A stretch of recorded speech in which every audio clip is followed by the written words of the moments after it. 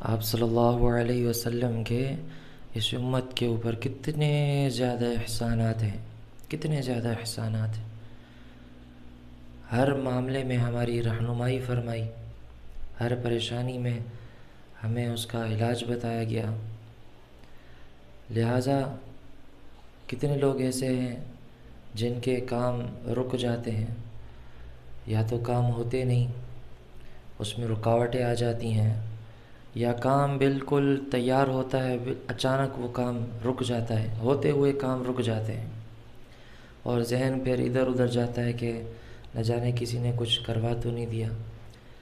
اپنے ذہن کو بالکل صاف رکھ کر آپ حضور صلی اللہ علیہ وسلم کے اس ارشاد پر عمل کیجیے۔ حضور صلی اللہ علیہ وسلم نے فرمایا کہ جس کے کام ہوتے ہوئے رک جاتے ہوں، رکاوٹیں آ جاتی ہوں یا کام نہ ہوتے ہوں، وہ صبح شام یہ کلمات پڑھ لیں۔ یہ سورہ توبہ کی آخری آیت ہے۔ فَإِن تَوَلَّوْا فَقُلْ حَسْبِيَ اللَّهُ لَا إِلَهَ إِلَّا هُوَ عَلَيْهِ تَوَكَّلْتُ وَهُوَ رَبُّ الْعَرْشِ الْعَظِيمِ۔ صبح بھی یہ کلمات پڑھیں اور شام کو بھی پڑھیں۔ انشاءاللہ بہت جلد آپ کے یہ سارے رکے ہوئے کام یہ آسانی کے ساتھ حل ہو جائیں گے، رکاوٹیں ختم ہو جائیں گی۔